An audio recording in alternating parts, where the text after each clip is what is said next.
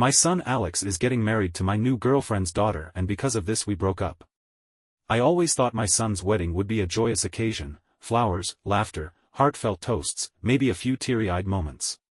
What I didn't expect was to find myself contemplating whether to call the whole thing off. And the reason?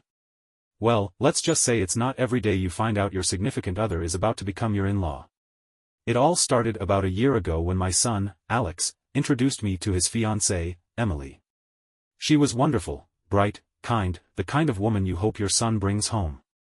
The way they looked at each other, the easy way they fit together, it reminded me of something I once had. Of course, I was thrilled for them. But I didn't realize that their wedding plans were about to bring my own love life into focus in the most uncomfortable way possible. See, about 6 months before Alex and Emily got engaged, I started dating someone. It wasn't something I had planned, I had been a widower for years, and I wasn't even looking. But then I met her. Christine. She was smart, funny, and had this spark in her that made me feel alive again. We met at a charity event, of all places, both of us dragged there by well-meaning friends. We got to talking, realized we had more in common than we thought, and suddenly, the idea of dating again didn't seem so far-fetched. For months, we kept things light. Dinners, late-night conversations, slow walks in the park. It was comfortable. Easy. But neither of us had met each other's families yet. And that's where the disaster began. A few weeks before the wedding, Alex and Emily invited both families to dinner. A chance for everyone to get to know each other before the big day. I was nervous but excited. Christine had told me her daughter was wonderful but a little strong-willed, and I was looking forward to seeing this side of her life. And then we walked in. The moment I saw Emily standing next to my son, beaming with excitement, my stomach dropped. Christine froze next to me. Emily's eyes widened. Alex looked confused. For a few agonizing seconds, no one said a word. Then Christine turned to me and whispered, "Tell me this is some kind of mistake." It wasn't. I had been dating the mother of my son's fiancée. Dinner was a train wreck. Emily kept staring between her mother and me like she had just uncovered a deep government conspiracy. Alex, bless his heart, was trying to keep things light, cracking jokes that nobody laughed at. And Christine, she just sat there, her wine glass trembling slightly in her hand. After what felt like an eternity, Emily finally blurted out, "So, you two know each other?" Christine sighed. "Yes. We've been seeing each other for a while." "For how long?" Emily's voice had that tight, controlled edge that meant she was freaking out. "About 6 months, I admitted." 6 months? Alex nearly dropped his fork. "That means you were dating before we got engaged." Christine and I exchanged a guilty look. Emily groaned, burying her face in her hands. "Oh my God. This is so weird. Are we going to be siblings now?" "No." Christine and I said at the same time. Alex chuckled weakly. "Technically, though, if you guys got married." I shot him a warning look, but the damage was already done. Emily turned even paler. "No. Nope. This is too much. You two need to stop seeing each other." Christine stiffened. "Excuse me?" "I mean," Emily backtracked. This is so weird, Mom. You've been dating his dad." What even is that? Are you serious about this?" And that was the real question, wasn't it? Christine and I had never talked about what this relationship was leading to. We were happy, yes, but we had been careful. Guarded. We both had kids. We both had pasts. I looked at her, wondering what she was thinking. And that's when she said it. "Maybe we should put an end to this." It hit me harder than I expected. "Christine." "No," she said, looking at Emily. "She's right. This is messy. This wedding should be about them, not us." I swallowed hard. I wanted to argue, but the words wouldn't come. Because deep down, I understood. Christine turned to me with sad eyes. "Maybe we should take a step back. At least until after the wedding." Emily exhaled in relief. Alex gave me a concerned look, but I forced a smile. "Yeah," I said, my voice hollow. "Maybe that's for the best." And just like that, whatever we had was put on pause. But deep down, I had this feeling, this ache, that I had just let go of something important. And I wasn't sure how to get it back. The days after that disastrous dinner were tense, to say the least. Christine and I had agreed to take a step back, but that didn't make things any less awkward. Every wedding-related event was now a minefield. At the cake tasting, Christine and I sat on opposite ends of the table, acting like two polite strangers. At the venue walk-through, we barely made eye contact. And at Emily's final dress fitting, when Alex and I came to pick up the mothers, Christine and I exchanged the briefest of nods before pretending to be engrossed in our phones. It was ridiculous. And worse, it wasn't working. Because avoiding each other didn't make the feelings go away. If anything, it made them stronger. I missed her. More than I wanted to admit. And I wasn't the only one. A week before the wedding, Alex knocked on my door late at night. "Dad," he said, stepping into my study, "can we talk?" I gestured for him to sit. "Of course. What's on your mind?" He hesitated. "It's about you and Christine." I sighed. "Son, we don't want to make things complicated for you too." "Yeah, I get that," Alex interrupted. "But I don't think this is working. Emily wanted you two to take a break, but now she's upset because her mom is moping around the house. And you," he motioned at my whiskey glass. "You haven't touched that stuff in months. Now you're drinking it like water." I stared at him. "I'm fine." "No, you're not," Alex said flatly. "You're miserable. And honestly, so is Christine." That made me pause. "She is?" He scoffed. "Dad. She still talks about you, a lot. She tries to act normal, but we all see it." I exhaled slowly. "It's not that simple, Alex." "Why not?" He leaned forward. "Look, I get that the whole our parents are dating thing freaked us out at first. But honestly, that's on us. Emily and I overreacted. It's your life. You shouldn't have to put it on hold just because we're getting married." I sat back, rubbing my temples. "What does Emily think?" Alex hesitated. She's still adjusting. But I think if Christine and I talk to her, she'll come around. She just needs time." That made me chuckle. "You sure you're not just saying that because you don't want a mopey bride at the altar?" He grinned. "Hey, I never said my motivations were pure." I laughed, shaking my head. "Well, I appreciate the honesty." Alex leaned back in his chair, suddenly serious. "Look, Dad. You've always been there for me. You put my happiness first for years. I think it's time you did something for yourself." I stared at my son, this man I had raised, who somehow had turned into someone wiser than me. And in that moment, I knew what I had to do. The next evening, I showed up at Christine's house unannounced. It was raining. Of course, it was raining. Because fate has a way of making these moments as dramatic as possible. Christine opened the door in her robe, her hair slightly damp, as if she'd just gotten out of the shower. When she saw me, her eyes widened. "What are you doing here?" "I need to talk to you." She hesitated. Then, without a word, she stepped aside to let me in. The house was quiet, Emily wasn't home. That was probably for the best. Christine led me to the living room, arms crossed. "So?" I took a deep breath. "I don't think we should do this." Her face fell. "Do what?" "This whole pretending we don't care thing." She blinked. I stepped closer. "Christine, I don't want to spend this wedding week avoiding you. I don't want to sit in opposite corners of the room, pretending we don't feel anything. Because I do. I do feel something. And I think you do too." She swallowed hard. I pressed on. "If you really want to end things, tell me now, and I'll walk away. But if there's even a part of you that wants this to work," I exhaled. "Then let's stop pretending." She stared at me for what felt like an eternity. And then, finally, she spoke. "You idiot," she whispered, shaking her head. Before I could react, she stepped forward and kissed me. And just like that, everything fell back into place. The next morning, Christine and I sat Emily down for a long, honest conversation. She was still hesitant, but with some reassurance, and a lot of awkward laughter, she finally sighed and said, "Okay. But please don't do anything weird at the wedding. I wouldn't dream of it, I promised. Christine smirked. No making out on the dance floor? Emily groaned. Oh my God. Alex, who had been listening from the kitchen, muttered, I regret everything. We laughed. And for the first time in weeks, it felt like everything was going to be okay. As the wedding day inched closer, I expected things to settle down.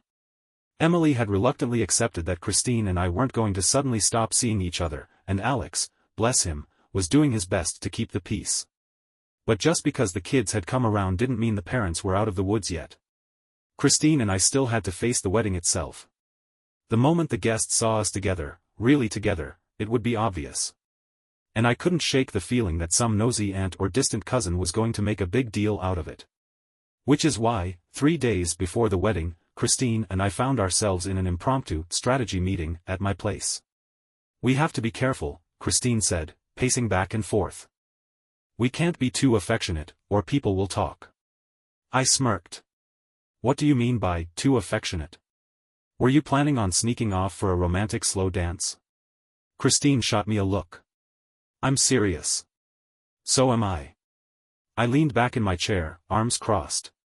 Chris, we're not doing anything wrong. If someone has a problem with it, that's their issue, not ours. She groaned, rubbing her temples. You don't understand. Weddings bring out gossip. If we even stand too close, there's going to be speculation. And if people start talking, it could make Emily uncomfortable. I exhaled slowly. You really think we'll cause that much of a stir? She sat down with a sigh. I just don't want to ruin her day. I reached for her hand. Chris. We're not going to ruin anything. She looked at me, uncertainty in her eyes. We'll keep things low-key, I reassured her. We'll be polite, respectful, no slow dancing, no grand declarations of love, and absolutely no sneaking off for a dramatic kiss behind the cake table. Christine actually laughed at that. Fine. Fine. She smiled. Fine. We'll be subtle. That seemed to settle things. At least, until the rehearsal dinner. The rehearsal dinner was supposed to be simple. Casual. Not a place for drama. Unfortunately, Christine and I had forgotten to factor in one thing, her ex-husband. Emily's father, Tom, hadn't been much of a presence in her life, but of course, he had decided to show up for the wedding. And judging by the way he was glaring at me from across the room, he wasn't happy. At first, I ignored it. Maybe I was imagining things. Maybe he was just upset about something else. But then, during dinner, Tom suddenly pulled out the chair next to me and sat down. So, he said, swirling his drink. I hear you've been spending a lot of time with Christine. I didn't like his tone, but I kept my voice even. That's right. Tom chuckled, shaking his head. Unbelievable. I took a sip of my drink, already done with this conversation. Something on your mind? Oh, just wondering what you think you're doing, Tom muttered, his voice low so no one else could hear. I set my glass down. Excuse me? My daughter is marrying your son. That's the only reason I'm here. And now I find out you're, what? Trying to play house with my ex-wife? I clenched my jaw. Christine and I are seeing each other. That's none of your business. Tom scoffed. It isn't. You're making this wedding messy. What happens if this doesn't work out? How do you think that'll affect our kids? I leaned in slightly, lowering my voice. Tom, I don't need your approval. Christine doesn't need your approval. So if you have a problem, take it up with someone who cares. His eyes narrowed. You think this is funny? No, I said flatly. I think it's pathetic. Tom opened his mouth to argue, but before he could, Christine appeared. Tom, she said, voice clipped. What exactly are you doing? Tom sat back, smirking. Just getting to know your boyfriend. Christine rolled her eyes. Grow up, Tom. Tom let out a bitter laugh. Oh, so I'm the problem? Not the fact that you're playing romantic musical chairs with our daughter's future father-in-law? Christine's jaw tightened. For the love of, Tom, you haven't cared about my relationships for 15 years. But suddenly, you have an opinion? Tom scoffed. I just think it's pathetic. That's all. I had had enough. I stood up slowly. You don't get a say in Christine's life, Tom. You lost that privilege a long time ago. And as for the wedding? You're a guest. So maybe act like one. Tom glared at me, his hands clenching into fists. For a moment, I thought he might actually start something. But then Christine grabbed my arm and whispered, "Come on." I let her pull me away. But as we walked off, I heard Tom mutter under his breath, "This is a damn joke." I didn't respond. Because at that moment, I realized something. This wedding wasn't just about the kids anymore. It was also about us. And whether we were ready to fight for what we had. By the time the wedding day arrived, I was exhausted. Not physically, no, I had gotten enough sleep. But emotionally? I felt like I'd been through 3 weddings already. Between the dinner disaster with Tom, Emily's lingering awkwardness, and the constant effort to not make a scene, Christine and I had been tiptoeing around each other for days. But as I stood at the front of the ceremony, watching my son prepare to say his vows, all of that stress melted away. Because this was what mattered. Alex looked nervous but happy, standing tall as Emily walked down the aisle. And Emily? Despite everything, she looked radiant. Her eyes locked onto my son's, and I could see it, that quiet, certain love. For the first time in weeks, I exhaled. No drama. No tension. Just 2 people who loved each other, standing before their family and friends, making a promise. And as I looked at Christine, sitting in the front row with her hands folded in her lap, I realized something. I wanted that, too. The ceremony ended without a hitch, and soon, the reception was in full swing. I had just stepped away to grab a drink when Christine found me near the bar. "Hey," she said softly. I turned, smiling. "Hey yourself." She hesitated. I wanted to thank you. For not decking Tom last night." I chuckled. "Believe me, it was tempting." Christine sighed, glancing around. "You were right, you know. About us. About everything." I raised an eyebrow. "I was?" She nodded. "I spent the last few days worrying so much about what people might say, but, watching Alex and Emily today, I realized something." I tilted my head. "What's that?" Christine smiled. "Love is messy. Life is messy. But the best things, the things that are worth it, they don't come without risk." My heart did something weird in my chest. "And?" I prompted. "And," Christine reached for my hand. "I don't want to tiptoe around this anymore. Around us. I want to be with you. And I don't care what anyone thinks." A slow smile spread across my face. "Good," I murmured. "Because I wasn't planning on letting you go anyway. We were careful at first. We didn't announce anything. But as the night wore on, it became impossible to keep up the charade." Christine laughed at my bad jokes. I stole a piece of cake from her plate. She leaned into me when she thought no one was looking. And then, finally, I did something reckless. I pulled her onto the dance floor. Christine's eyes widened. "Are you sure?" "Absolutely." She hesitated for half a second, then grinned.